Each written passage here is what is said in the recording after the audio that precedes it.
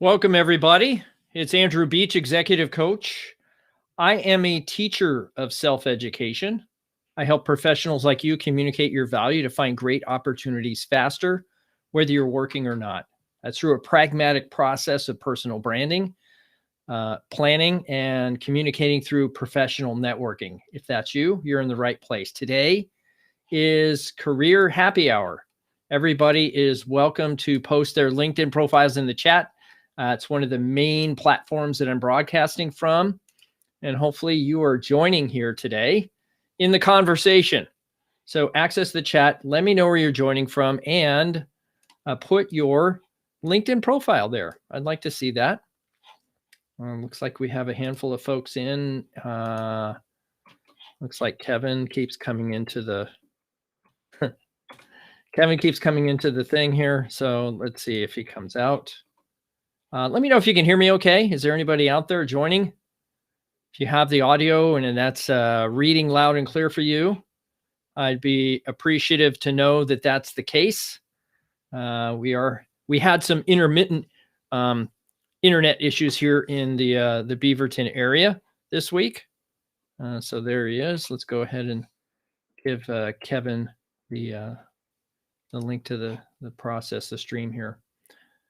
Welcome. It's Career Happy Hour, 3 p.m. Pacific time. Every Friday, I have made a commitment to you, those that join the live stream, that I'll be here answering any of your career coaching questions at all. Now, this is from a perspective of creating a community. I'm not here just to do Q&A. I would love for each one of you to put your LinkedIn profile in the chat. And what you're doing when you do that is you're acknowledging that you're okay with other people in the chat contacting you. So here's the thing. Yeah, I appreciate that. Thank you, Kevin. Here's the thing. If you just pay attention to my profile, you'll be automatically notified as long as we're connected that this live stream is starting. You don't have to join the you don't have to join live, although I'd appreciate having you live, Kevin. I'm sure you're not anticipating that you want to be here live, and that's perfectly fine, perfectly normal. Good to see you, Tracy, Kevin, Craig, Jennifer, David, Leif, good to have you. Awesome. So here's the thing, Career Happy Hour. This is an opportunity for you to ask questions. I'd really like you to do that. Questions are something you can put in the chat, and we can answer them that way. The alternative is you could come on live. There is a link in the description of this video. Doesn't matter what platform you're on.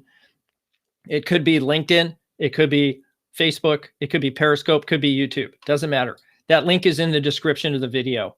When you look at that link, you'll be brought live into this session, and we can dynamically answer your questions about market planning, what's going on with pandemic, how to get hired in this time.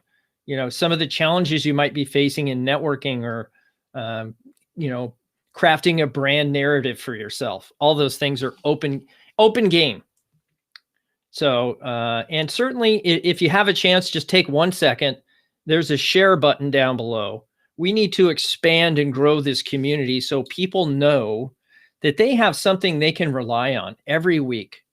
I'm hoping some of you have come here every week for a while now. And I'm hoping you appreciate what this community is doing for you and for your capacity to meet people when sometimes that isn't the most comfortable thing to do, to talk to people you don't know. I'd really like this to be a place where people can come, and when you put your stuff in the chat, your LinkedIn profile address in the chat, that you're okay with being connected, okay? It's a community. So broadcast this out. Send it to people you think might find it valuable. I was reminded today, when you get to a new year, you start doing some planning, some goal setting, and certainly that's something I take a peek at. I haven't been real deliberate or dogmatic about goal setting in my life or my career, but I do take a look at some things that remind me of that. And so there's a number of influencers, if you will. I don't know if you'd call them motivational speakers. But one of them is a gentleman by the name of Earl Nightingale. Now, I was first introduced to Earl Nightingale, and I didn't know him personally, but I did receive a lot of coaching, not career coaching, sales coaching when I was in real estate. And one of the tools that we heard about or were taught about was Earl Nightingale. And he made a recording called The Strangest Secret. And the reason this particular recording came to mind to me, because I've listened to it dozens of times on audiobook, but one of the things that stood out to me and what he was talking about was this concept of, I don't know if you call it 180-degree theory or what have you, but the statement that he made in that session was the opposite of courage, or excuse me, the opposite of cowardice is not courage, it's conformity. That means if you're looking to become something that you want to be, don't think about it from the perspective of, hey, courage, the opposite of that is not cowardice, it's conformity, that you're acting like everybody else around you. So the concept was distilled down to me at that time as something reflecting a 180-degree theory in general concept, meaning do the exact opposite of what everybody else is doing. Okay. So if everybody else, so let's give some examples. One, I know that there's a lot of people in my business, career coaching, that will really hammer the resume, resume this and application that and optimize ATS. And so when I look at my marketplace for my services, I don't focus in that space. In fact, even though I can write resumes, I don't like doing it. It's not something I'm advocating. It's something I can do. However, I look at that and I say to myself, I know intuitively that is not an effective method of search, using just my resume to do the speaking for me.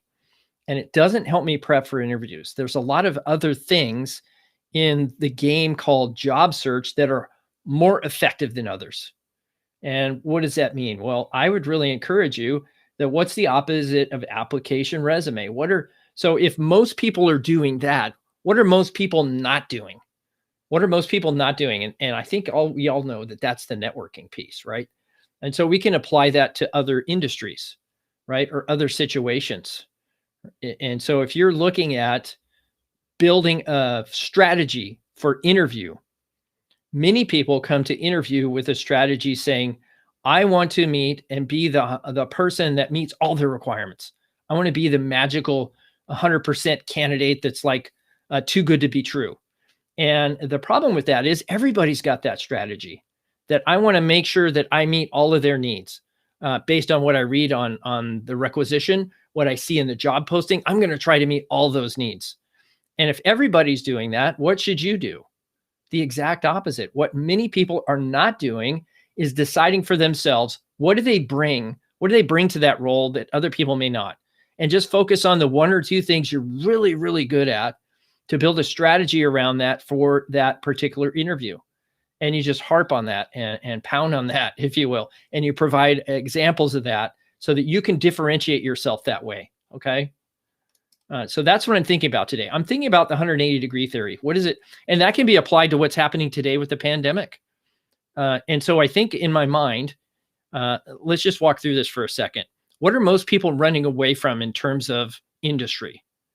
In terms of industry opportunities, what are most people running away from? They're running from retail. They're running from hospitality. They're running from restaurant, right? They're running from all these industries.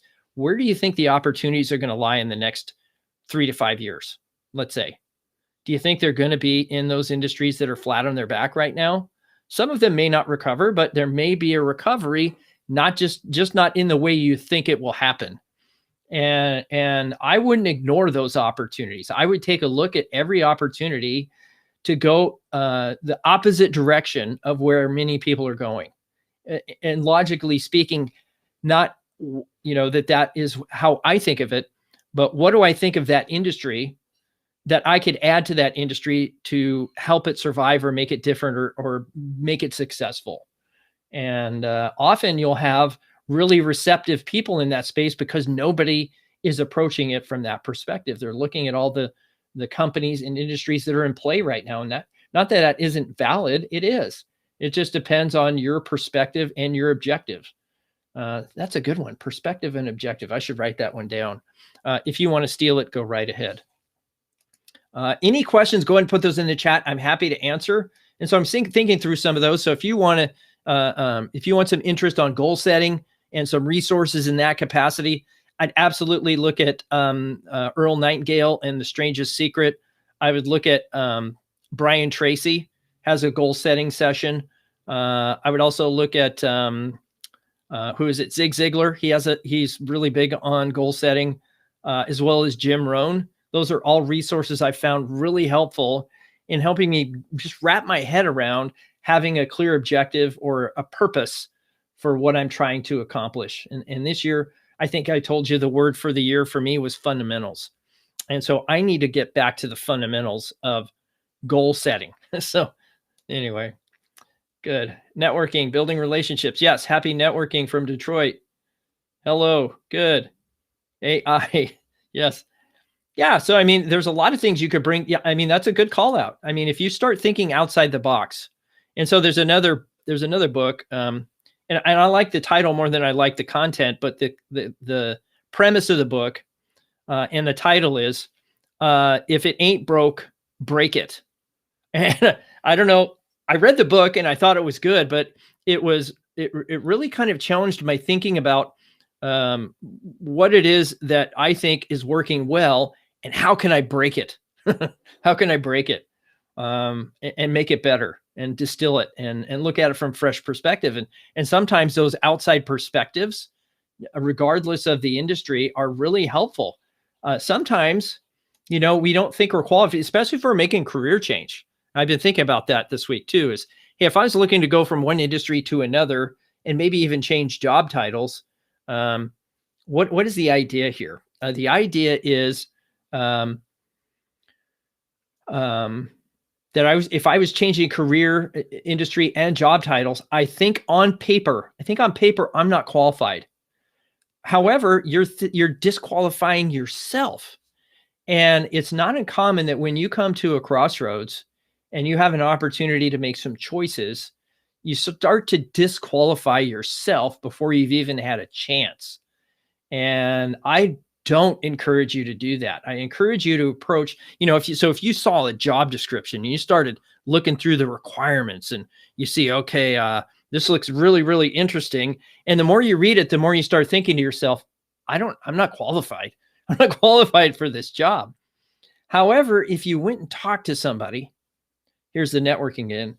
If you went to talk to somebody at that company and just had a good, cordial conversation with them, anybody that would choose to listen or give you time, and you found out that, hey, the outside perspective is actually valued because everybody inside the industry has a firm belief that the status quo is the way it should be and has always been, and therefore they don't change.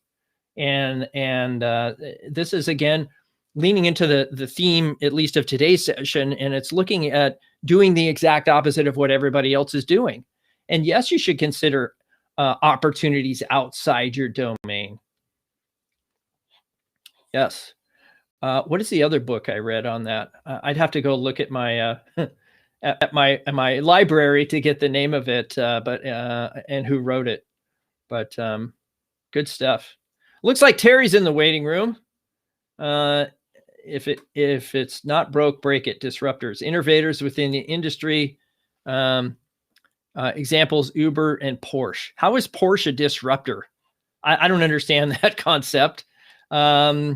A disruptor, let me see. That would be maybe Airbnb. Airbnb disrupted an industry. Uber did, but I don't know where I see Uber going. Is that they're just squeezing profit.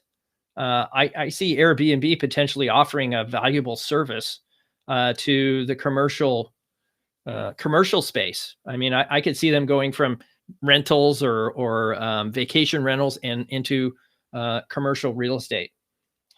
So I think that's a disruptor, but I don't see how Porsche is a disruptor. Porsche has been around for a while. Anyway, certainly Tesla and the roadmap that they've put together, that's a disruptor, I think.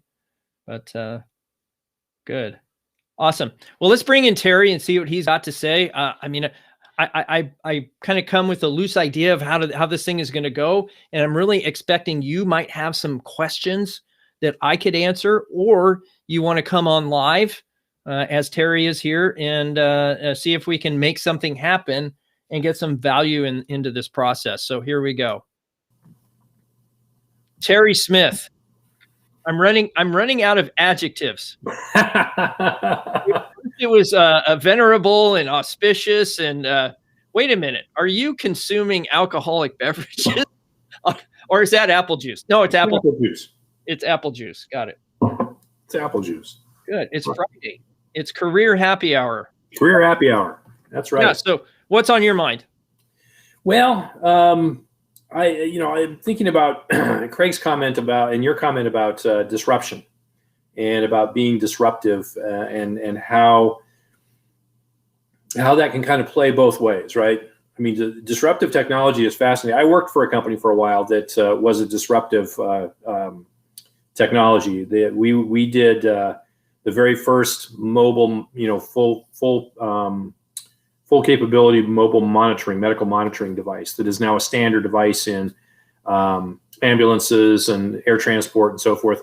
And it was fascinating because when you looked at it without really realizing what you had done, when you just looked at the device itself and tested it and played with it and tinkered with it as we were wont to do, you kind of, at least for me, I kind of marveled at the fact that my first response to it was kind of, well, yeah, duh.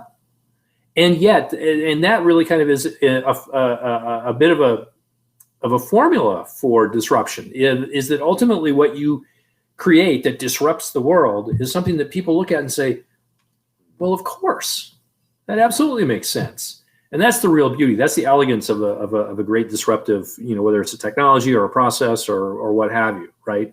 Is that it becomes very almost, look at how quickly, for example, Uber and Lyft and so forth became part of what we do as people, right? In our worlds. And, it may not have been quite as intuitive, but it was pretty close.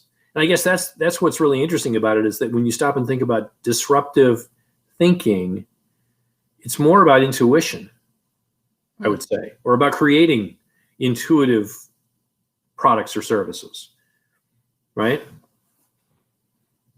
Yeah, I mean, I look at more disruptive as changing the paradigm, right? The idea is the paradigm is, taxis and transportation through those kind of commercial methods.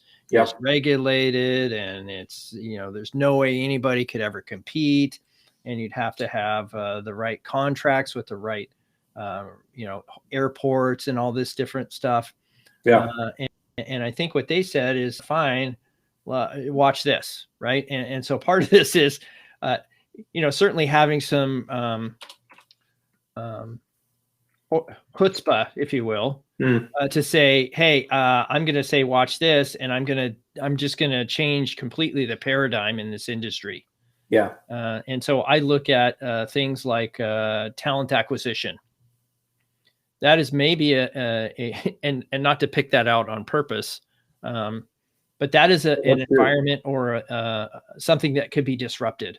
And when I see something like that, that's often perceived as a cost center that's now being maybe outsourced or offshored, yeah, I don't know about that, but there's something that could be done in that space to make a difference for candidates and for companies, so that there's more of a win-win situation. That's an excellent example of an opportunity-rich environment, right? There are lots of things that we sort of accept as natural, even in this day and age of applicant tracking systems and technology and all that kind of stuff. We accept certain norms in the realm of engaging the workplace with, or engaging the workforce with, the end result of bringing talent into the organization. And that is a remarkable opportunity. It's a great one to talk about. Speaking from both the experience of being a hiring manager, of operating, a talent management system, of, designing at one time and standing up in many other times, various applicant tracking systems myself. And so there's, and that's the exciting part of it, is there's so many opportunities. It's like, which one do you pick on? But fundamentally, to your point, which I like, is how do we change the paradigm? How do we take it? So I'll use one example, if I may. We tend to operate a model of screening out candidates, right? I mean, applicant tracking systems are designed fundamentally to be screening mechanisms. And there's a difference between screening and actually recruiting, right? It's not who are the ones we don't want. It's who are the people we want? Who are the individuals who can make a difference for us? And that's a more complicated thing. That's a harder thing to automate than simply looking at keywords, right? And that is where, and it would be an interesting conversation to talk about, artificial intelligence in that space. At what point, how sentient does artificial intelligence have to be to make that paradigm shift? And can it? And do we want it to? Yeah. There's some interesting stuff there. But that's kind of one key element of it, is how do we take it? We've automated the living daylights out of the whole thing. And as a certain character in a certain movie once said, "Don't be too impressed with this technological terror you've created." Right? Yeah. Well, one of the things I think I'm hearing from you is that we really need to challenge the concept of organizational design as a series of silos or even a matrix. We really need to look at and one of the things I think that's disruptive about LinkedIn is how they're trying to streamline this whole process. Mm-hmm. And the fact that they're integrating their platform with the ATS, and that you can curate a talent pool and you don't need a resume. Right. And so I can see that as, well, what's the future? Well, the future is, if we were to change the paradigm of how we interact with a company, not just from talent acquisition, but from a customer perspective, mm-hmm. right? Yeah. We really need to look at, hey, it's not talent acquisition and customer service and employee engagement. It's this thing that is managing a person's experience across the entire spectrum of the organization. Right. And if we can then create a unique experience for a person and individualize it, I think that is something that has a lot of legs. And if there's a company that's doing that or providing that or consulting for that, I'd be interested to know who that is. Me too, because you're right. It is about creating, a whole, it's an overused word, but creating a holistic level of experience that, that every individual in the organization is operating, to their best self every day, and bringing, not only their skills, but also their heart, to what they're doing. And, we're unique individuals, each one of us. And so our hearts operate differently on different days, and can we create an environment where we can add value to an organization, the organization's overall, impact on the world, and not just, well, gee, today I trued up a bunch of balance sheets so that all the numbers add up. Okay, well, maybe that was a today thing, but maybe that isn't necessarily a tomorrow thing. Right. Well, and if that's your jam, and you were doing that and having fun, and you provided value to the company, shouldn't the company know about it? Shouldn't they be at least have heightened awareness of when you did something great and enjoyed it, and then maybe give some kudos, or have some sort of dashboard of action that a leader can take and say, great job, way to go, or hey, had you thought about taking this class, or so that we're proactive in creating just a really exceptional experience for every person inside the company. Yes. Absolutely. And that's when they're inside the company, but they may not have come from there. You know what I mean? Mm-hmm. So yeah, they may have come through an application resume or whatever, or they may have come as a customer and purchased our product, or both. But we have no way to interconnect that record, right? And to have data to do analysis on what does this avatar look like, and how can we, amplify their contribution to the organization. Well, and even how can we, on a real-time basis, on a moment-to-moment basis, how can we make those shifts so that, when we, as there is a need occurring for a particular set of ability, right, in the organization at that particular moment, rather than saying, oh gosh, what are we going to do? We have a mechanism to be able to say, oh, look, Suzanne over here knows how to do that. Mm. Let's grab Suzanne. Hey, Suzanne, come in. Let's get it. We need this right now. Oh, yeah. No problem. Got you covered. Boom. Now Suzanne feels great, and we solved the problem. Totally. And that's where I think LinkedIn is building an ecosystem, or at least a foundation to do that. Right. Yeah. Because they're integrating with ATS, but guess what? They're also integrated with Salesforce. So, yeah. I mean, I could see how they would be kind of the middleware, if you will, between some of these systems to create kind of a 360 around an individual. Mm-hmm. That could be really powerful data to kind of accelerate and improve organizational effectiveness. Well, and then take it to the next step where there may be, ways in which you could outreach that beyond the parameters of the organization. If you're really creating an ecosystem, then the ecosystem has the potential to be able to touch people who are outside of the organization, but keenly interested in the organization, and find ways to engage with them that helps them feel like they're contributing, even if they're not necessarily, a W-2 employee or a contractor or what have you, but still bring some level of capacity that, that the system can find a way to compensate them for it in some fashion. And, and as part of the ecosystem, they go where the need is and they address the need in a positive way. And then they either go back to what they were doing previously, or maybe there's another something out there. I mean, when you're talking about an ecosystem, that's where it really gets interesting. And obviously that changes the nature of work and the nature of, professional relationships and organizations substantially. But it's an interesting premise, isn't it? You've got a community of people that don't necessarily take a paycheck from you, but are participating in a meaningful way. Yeah. Well, let's bring this back full circle then and talk, in terms of this particular community about job search. Mm-hmm. And how can we as a candidate or a potential employee disrupt the hiring team in some capacity to get noticed? Yeah, it's a gret question. Maybe how have you done that? I mean, how have you kind of inserted yourself into these situations and develop for yourself a strategy to stand out?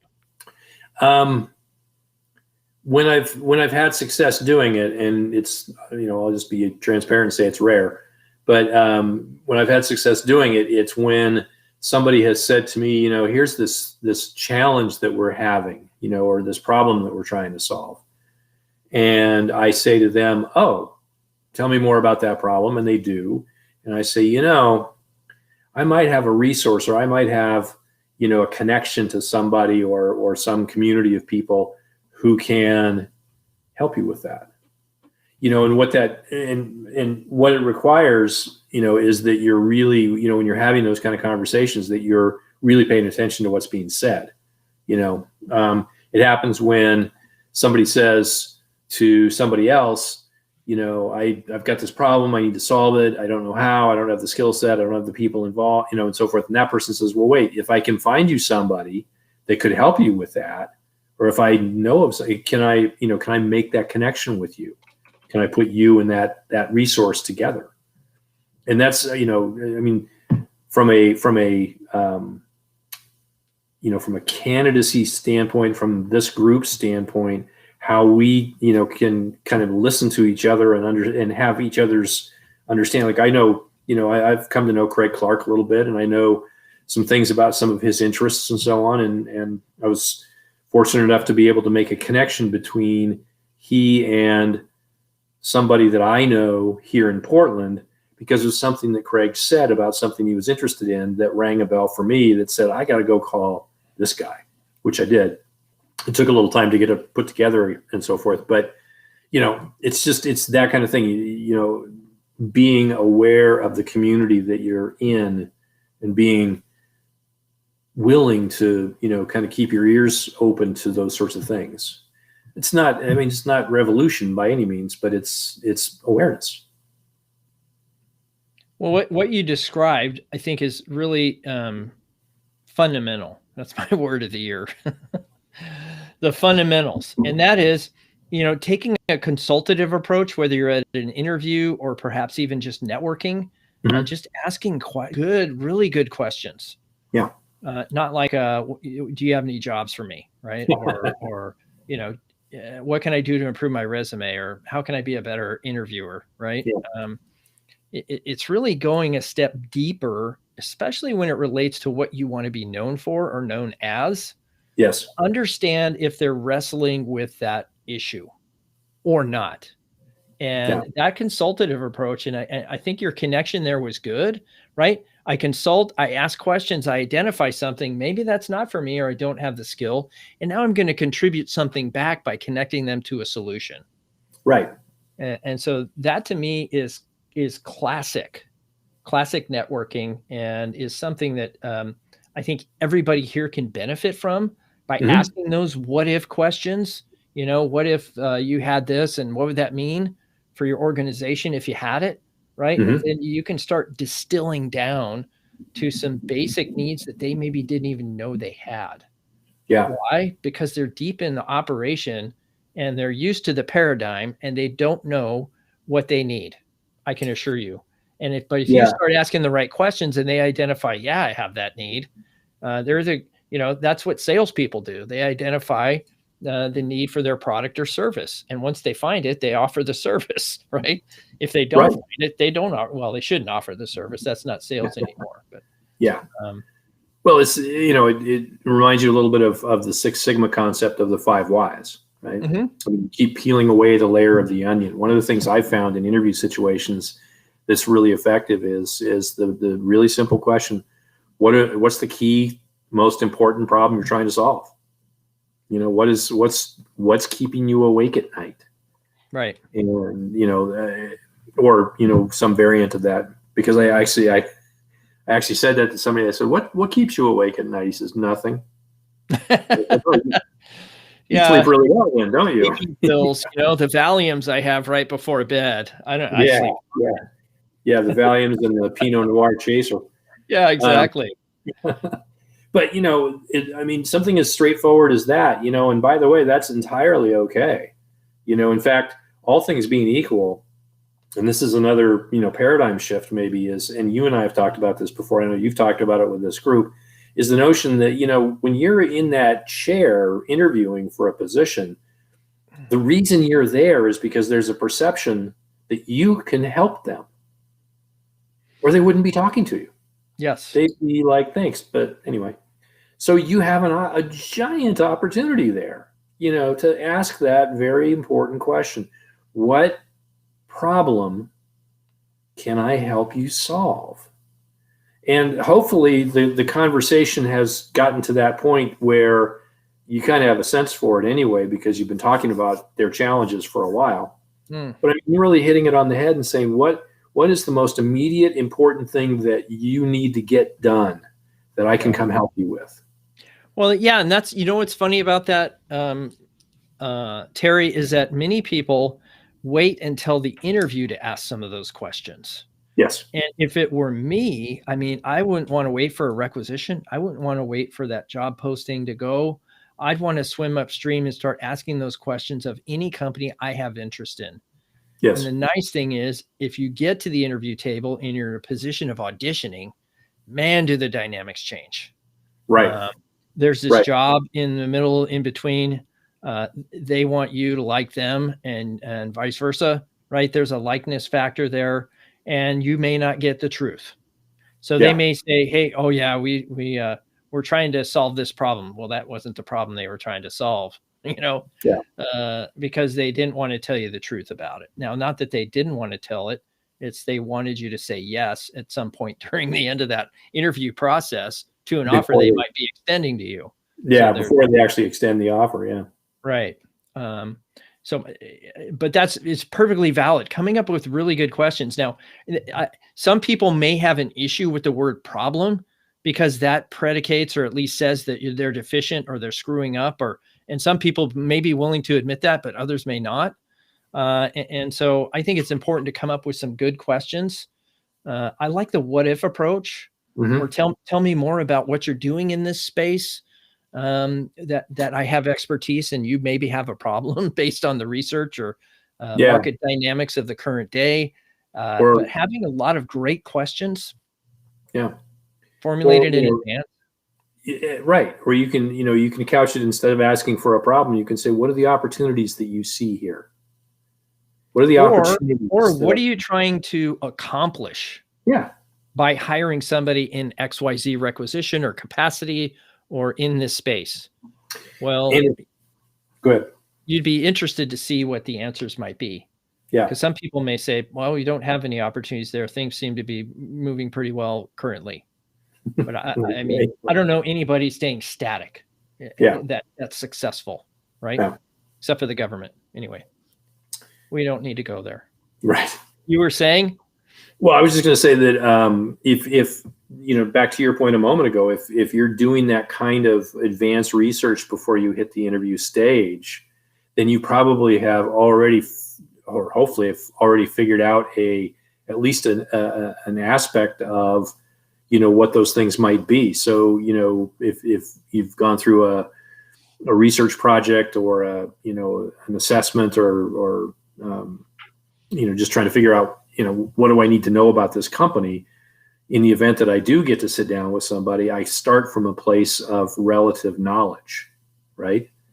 And that's huge, I think. I mean, when you can come into a setting and you've got questions developed based on having, really looked over as much information as you can get, you're gonna do better than most in that situation. And let's face it, you also really want to determine if you are the right person for it. You may find, that you've been chasing a particular organization for a long time and you've gotten a lot of good information and you've talked to a few people and so forth. And then somewhere around the 11th hour, you realize, this is not for me. Wouldn't it be great to know that up front, though? Yeah. I was talking to a colleague earlier today. You were talking to a colleague? Yeah, I actually do that. And he was telling a story about going to work for Intel. And he was all excited and this and that and the other thing. And this is somebody that's been around the block many times. And he said, I realized in the employee onboarding, in the first day orientation, that I had made a mistake. I said, so how did you get that far and realize that? And he says, because I didn't do my homework. I didn't do enough diligence to be able to spot what I found. And, I said, what was it about it? He says, well, he told me what he had not known that he learned that first day. And he 6 months later, he was gone. He was out. But, had he found the right data set, and this was a long time ago. I mean, he didn't have the internet available. So it was a lot harder back then. Yeah, that's for sure. Yeah. I mean, I like this idea of maybe changing the mindset around networking. Because a lot of people are approach avoidant to that task or that activity. And so maybe you call that pre-interviewing or proactive interviewing, or, some people call it informational interviewing, but I think often that's overused and people use it as a way to get in and present their resume and go full court press for a job opportunity rather than, doing the networking for what it is. Or I don't know. What do you think about this concept of just changing the language around some of these things? I mean, headhunting, right? We changed the language around headhunting.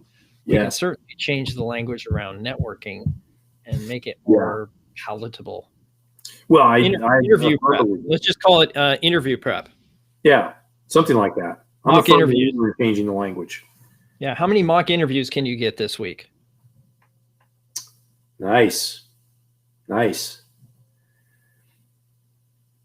Boy, there is a whole, there's a whole set of emotional responses to a phrase like that. Or construct, I guess. Yeah. How many hiring managers, or I shouldn't say hiring managers is something that's hard for a lot of people to identify. Mm-hmm. I mean, we helped you do that just yesterday, I think. Yep. It took me like 2 minutes or less to find the right people on LinkedIn. But the idea would be is how many of those people could you eliminate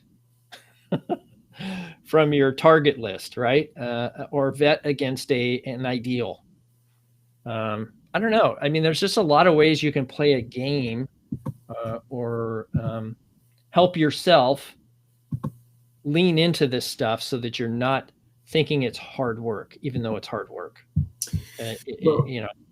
Well, it is hard work, and I think part of the challenge with that is that it's uncomfortable work, and it's emotional and personal, and people say the prize is worth the work. Some people might question that. Is it really? I don't know. That depends. I mean, that seems to be my response to a lot of things recently. When people ask me questions related to career, that depends. What's your objective? Right. Well, I don't have an objective. Okay. Why not? How does my LinkedIn profile look? Well, that depends. What are you trying to accomplish with your LinkedIn profile? Right. So sometimes it depends is really something we could ask ourselves prior to engaging in some of these things. Mm-hmm. Well, I should network with which hiring manager should I network with? Well, it depends. Which companies do you want to work for? Right. And so we can turn that on ourselves. But the idea is to filter the right people to the top. And we don't know who that is unless we understand what your values are. And only you can tell us that. And what kind of work you'd like to do. And how does that line up? It's about fit. I mean, a lot of people talk about fit in your business, right? Mm-hmm. Yeah. And so how is that even determined? I mean, there's all these fancy assessments and that sort of thing, but there's got to be something, intuitive, or natural. Yeah. And that's an interesting point. And that's, without getting too semantic, that's one of the things that applicant tracking systems are actually being used to kind of eliminate, because what you just described, that intuitiveness, is based on subjective criteria, and subjective criteria are subject to bias and and conditional thinking, right? And so the idea behind an applicant tracking system theoretically is to objectify the decision making by reducing it to skill sets and quantifiables and things that we would like to think, at least, cannot be sifted through a bias sifter, if you will, or a bias mesh. Now, is that true? I'd rather not get into that conversation. Well, so I'm looking at, and it's good that you're giving us that perspective, Terry, because I'm looking at it from a candidate perspective. Yep. Is I can establish for myself, what kind of leader do I like working for? What's important to me in the type of company I want to work in? Mm-hmm. What sort of environment do I appreciate? Yeah. How do I like to work? Is that in teams or individually? Right. So making some assessments on just some of these simple items for myself gives me just kind of a little checklist that I can go through and ask, how do so then you ask questions based on your need so that you can discern whether or not that fits you. And if Right. I go into, you used Intel, and every time I think of Intel, I think of Joe versus the volcano, but that's a different story. If you've ever seen that movie, if not, go check it out. But the idea here is if I went into Intel and I knew that I wanted to have work-life balance, and that for me was, hey, I don't want to work weekends and I don't want to be dumping 60, 70 hours a week in this place. Right. And then you go and you have an informational interview, you talk, so tell me, how do you guys allocate weekend work, and how does that, what does your typical work week look like? Oh my gosh, I hardly have any time to even bathe, and you're starting to hear tales of woe. And, sometimes I'd get 3 hours of sleep a night, and, I worked every weekend for 6 months. Now it's painting a picture that's not so rosy, at least for that particular group inside Intel. I wouldn't want to go there, unless I'm looking to fix that kind of situation. And that's my thing. Right. Yeah. So I think there's a lot that can be done and discerned just by talking to people. And now that's one data point, not that that's painting a broad stroke on everything at Intel. We're just using that as an example, because you could walk down to the next group and it's peaches and sunshine, right? It's hey, everybody's working 35-hour weeks, and they're playing badminton on Saturday mornings as a team or something. I don't know, but there's always an exception to any rule, and I'm never looking for the rule. That's the funny thing. I'm always trying to identify the exception. Where's the exception to that rule? Right. I guess that comes full circle to disruption, and we're looking for exceptions to rules. Right. Well, and then, that plays into the whole conversation about culture too, because culture, in a very general sense, can describe a company. But to your point, a place like Intel is a great example. Intel's a gigantic organization, right? There are probably microcultures that exist inside it. And, because that's just the nature of large companies. You get, sub-communities, if you will, and or any kind of, societal gathering of people, whether it's a company or a church or what have you, you wind up with subcultures inside of it. So, so the challenge is, trying to kind of figure out, hey, am I seeing something that is emblematic of the organization, or am I just seeing something in miniature? And part of what, what you try to determine is, which of those subcultures is the organization reflected of, or which of those is reflecting the overall sort of perspective of the organization as far as the leaders are concerned, right? So if you've got a subculture that's a very difficult, very challenging subculture, is that unique? Is that really kind of how the rest of the org works? Or do you have that, rainbows and lollipops culture, and is that how the organization works? And those are things that you can't necessarily discern from the outside. You really, in a lot of cases, you have to kind of experience it from the inside. To your point, talking to as many people as you can to try and see if you can balance out what that picture looks like. Yeah, and in the process, maybe you identify a gap, right? Yeah. And it's like, oh my gosh, they have a huge gap here. They're telling, I asked about this one thing, but they start divulging all this stuff that I never thought they would. Right. And it looks like there's a place here for me. Mm-hmm. And maybe, just maybe, if I spent a little bit of effort and built a job description and presented to them, maybe they'd run it through their process and get it approved. Yeah. Right. Yeah. And so that's something where I really encourage people that stuff happens every day of the week. Yep. And if you engage in the activity, it could happen to you too. Yep. I've had plenty of people that the day they started work is when they drop their resume off to HR. You know what I'm saying? Yeah. By the way, here I am. I mean, even though it's maybe verboten or against a corporate policy or what have you, there's always an exception to every rule.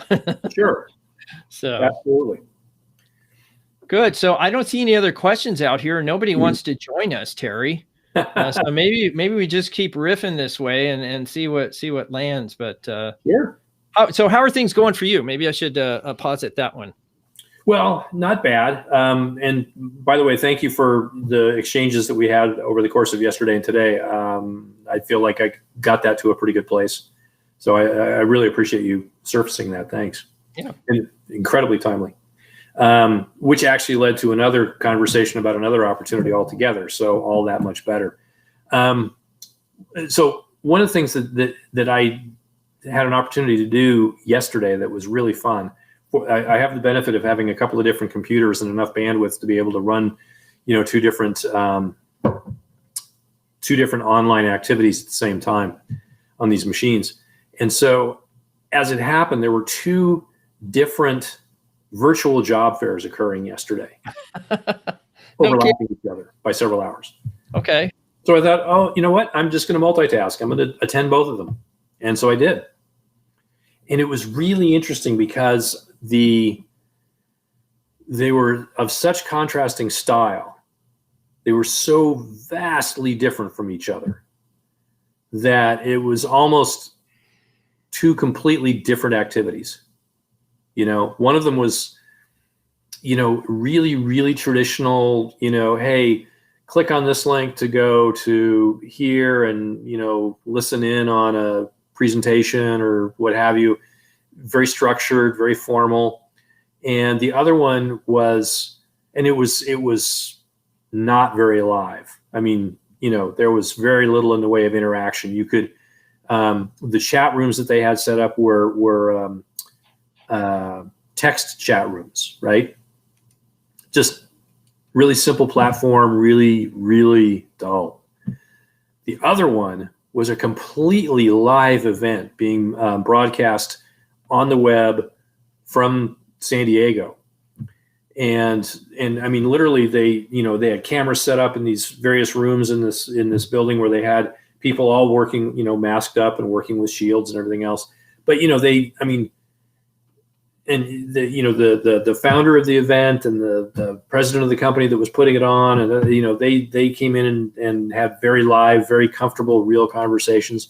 Every one of the sessions was an online session where you participated visually, and you could you could participate at a variety of different levels. There was a separate section altogether for networking that was amazing. I mean, you could just pop into a room and there'd be a few people there, and you just turn on your camera and chat away. And it was very, very energetic and very positive and so forth. Wow. The other one was just where did you hear about these? Well, the less impressive one, little self-disclosure here, was from AARP. Oh, I happen to be a member. And I know, can't believe it, can you? Sorry. But the other one, and I mean, it's a tale of two cultures, right? The other one was a cannabis event. It was the first ever online talent management conference for the cannabis community. Wow. And it was just, I mean, and as you might suspect, it was a little shaggy here and there. It was a little bit, wow, these are some interesting folks. The other one was like you didn't really ever see a live person the entire time. And it was just, like I said, it was just night and day. And I heard about the cannabis one through one of the publications I subscribed to. And then AARP, of course, they sent out their magazine and all that stuff. Yeah. But it was really, really an interesting, and it was a tale of two different cultures. One very traditional, aiming at boomers and at, high-end Gen Xers. And the other one, very down to earth, very funky, very hip, aiming at, guess what? Wow. Sounds like a totally different platform, though, too. Yes, even the platform. I mean, I'm sure those kind of event platforms haven't existed really. And this may be an opportunity to get some of those platforms to market. Mm-hmm. I know some of the ones I've seen just aren't well developed, and they're maybe good in one space, but they're not good in another. And how do you facilitate the process? There's, of course, there's an HR process behind it, but well, it was very clear from the cannabis event that they had significant engineering power behind it. I mean, they had some very, very sophisticated IT folk working the boards in the background. And they had cameras, they had live feeds. I mean, this was not happening in one room. This was literally happening all over the country. We were taking We took a feed from North Carolina. We took a feed from Denver. You know, I mean, it was just fabulous. It's remarkable. But they really put that kind of thought into it. They said, how can we make this the most coolest thingest ever, right? Yeah. I think they pulled it off. I was extremely impressed. Yeah. Yeah. Well, so I guess what does that mean for the industry going forward? You know, in terms of career fairs used to be in person, not so much anymore, and getting people to commit. I mean, it just seems to me like an ecosystem, or how should I say it, an economic exchange of that kind. Yep. Would be something that would be really valuable. Well, so my sort of epiphany around this was that, you know, here's an industry that is very nascent. You know, it's populated by a lot of enthusiasts who are very passionate, which is great. There's the beginnings of some real business heads coming into the industry, but that's even more nascent. You know, that's a relatively recent phenomenon. And what I got a real clear sense of it from this was that they were trying to build a sense of community, you know, and a sense of togetherness, and a sense of, and you know, some of that stems out from where they've been, right? It's kind of us against the world type of thing. And what that morphs into now is this culture of, yeah, it's us against the world, but it's not a bad thing. We're not here doing bad things. We're here doing good things that many people have often associated with bad things. And so we can be much more effective in our messaging by coming together in this positive, peaceful, energetic sort of way that is very, you know, and high. And the thing I definitely noticed was they put a major emphasis on the diversity of the industry. You know, a lot of the speakers were from diverse backgrounds. It was very just down to earth that way. And I got to tell you, that message of, you know, let's all do this together. We're in this thing together. Let's make it successful. Let's make it good for people. We have the opportunity to change the world. Talk about disruptive. This is disruptive. I'll give you a quick example of a very real thing. One of the publications I follow is a thing called Ganjapreneur, which is a great publication. And they published an article just 2 days ago about a study performed in Maine and Massachusetts around opioid users, and doing an experimental set working with opioid users who were using cannabis products of various forms to manage chronic pain, which they'd been traditionally managing with opioids. Lo and behold, guess what? High percentage of the people who felt as much or more pain relief, if you will, with the cannabis products than the opioid products, right? You know, and apparently a pretty well managed study from what I could tell. And, you know, talk about disruption, right? I mean, you know, if you want to kind of look at it from this standpoint, you've got big pharma that is, you know, in the business of addicting people to opioids, right? Because they make money on opioids. There's a huge money to be made in cannabis products that can do the same thing, but you don't have a consistent platform to operate from with cannabis products. Stated differently, the feds still consider it illegal, right? Right. Despite the fact that, you know, 33 or more states now have, you know, medical legislation on the books, and a number of them have, you know, recreational legislation on the books. So it's coming. So talk about disrupting. Yeah. You know, I find that fascinating, primarily because I never perceived people who smoked marijuana as addicts, right? No, me neither. And maybe that's just my perception, and maybe I don't know the science or anything, but I do know a lot of people extremely addicted to opioids. Yes. And that's very difficult to wean off. And derivatives of that are what? Well, cocaine, heroin. So why is one legal and one's not? Well, maybe just don't call it cannabis. I guess we can just call it something else. You're right. There's the thing. But yeah, no, that's a really powerful statement. In fact, actually, you know, the opiate distillates that are being used, you know, in prescription drugs come from cocaine and heroin and so on, and I mean, they all come from the same basic structure, the opioid structure, right? Whereas, cannabis comes from a different thing altogether. And, the thing and that's a really good point. There is a difference between addiction and dependence, no question about that. But my point being that, whatever distinction that you choose to make with that, this is an industry that we are learning more and more about all the time, that affords opportunity for more and more of this kind of disruption. Well, for those who invest in R&D, right, that's what it's going to take. It's going to take some long-term R&D studies. Yep. A lot of medical trials. Of course, right? Yeah. I don't think we're just at the tip of the iceberg to know what's probable or even possible. Absolutely, no question about it. But it is fascinating, isn't it?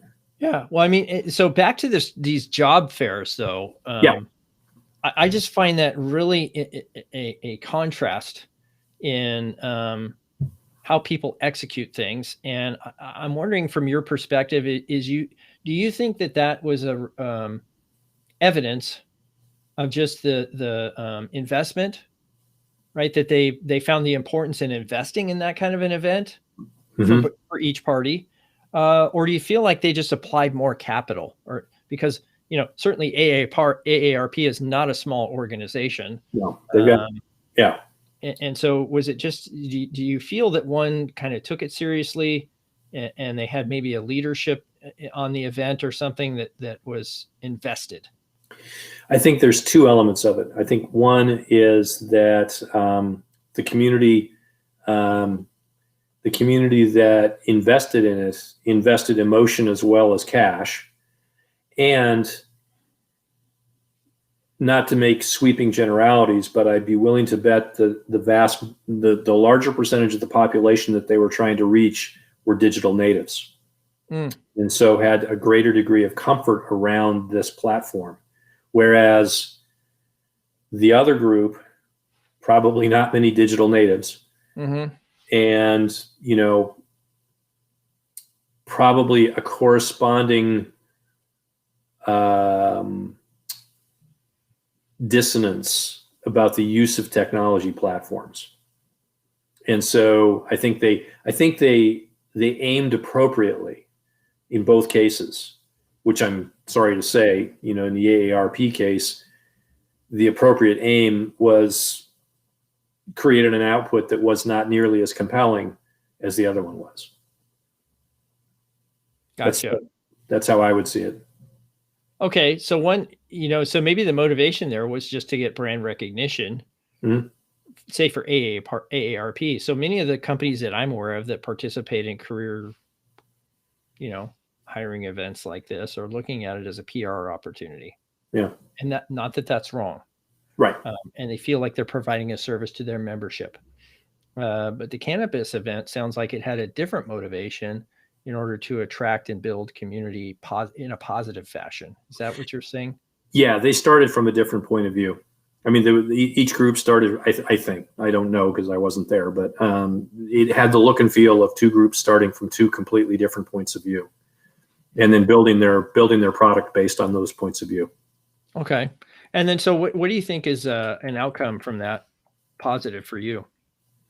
Well, I can tell you, for one thing, I have a dozen or so brand new contacts as of yesterday afternoon from the cannabis thing, several of whom are rather interesting big guns, that I just reached out to and said, hey, you were tremendous. I'd really like to get to know you. And, and here's the interesting thing, big guns, people with large, plates full of work to do, reaching out almost immediately and saying, God, yes. How's next week? How's Monday? Yeah. And that kind of thing. And so, wow, how cool is that? I mean, again, different perspective, coming at it from a different point of view. They're looking at me and saying, here's a guy we don't know, but he seems interested. Let's get in touch. Let's talk. Let's find out more about what he wants to do. I've got a guy I've got to get back to, this afternoon and say, yeah, I'm good on Monday. Right. and again, from all over the country. But that's the rhythm of what I was hearing and seeing out of this, was this just openness to be, come on, let's learn this together. Let's do more together. So what you're telling me, Terry, is that you think that job fairs are a great place to network. They can be. I'm not convinced that the AARP one was a good example of it, but a well-run job fair can be a very good place to network. Now, how do we know it's going to be a well-run job fair?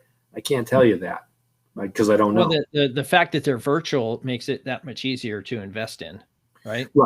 Right. When you're doing an on-site one, you may have to drive somewhere. There's that uncomfortable process of, approaching a person. Yeah. So I think there's less friction with this kind of a setup. I agree with that. I think the question will be, how good is the setup, and how good are the operators at providing that welcoming kind of atmosphere, because it can still be off-putting. I mean, let's face it. I went into the network room and it's like, there's all these people. I'm like, oh, whoa, hey, and it had to calibrate for a minute. Yeah. But wow, a lot of cameras turned on, almost too many people, huh? Right, exactly.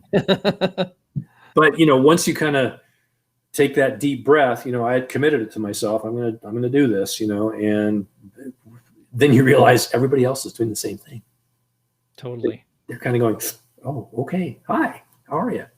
Good to see you. So for what it's worth, very cool.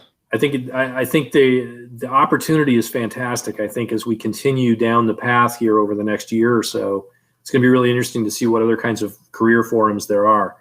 And I've actually, done some research on some of the platforms that offer career services, career fairs and things like that. Some of them have some pretty cool tech, I got to tell you. Yeah. Well, good. Gives you some insights. Yes. In how you want to attract quality talent as a talent management professional. Correct.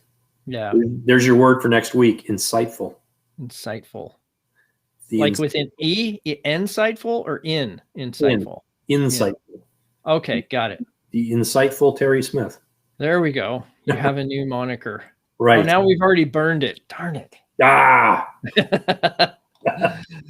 All right, Terry. Well, we've been going at it for over an hour, so I'm going to sign off here. I hope you have a great weekend, and maybe we'll see you next week, okay? Yeah, by all means. All right. Take care. All right, everybody. Thank you for joining me for Career Happy Hour. We're here every Friday, 3 o'clock Pacific time. Generally speaking, though, we don't wax poetic like that. I just really enjoy talking to Terry Smith about certain topics of interest. And what I'd hope that you would do, whenever you come here, certainly put your LinkedIn profile in the chat if you haven't done that already. And the second thing is, please offer some questions so that we can actually respond and provide you answers for your specific situation. So for whatever reason, we didn't see many questions today, but next week might be a different story. So we'll see you next Career Happy Hour.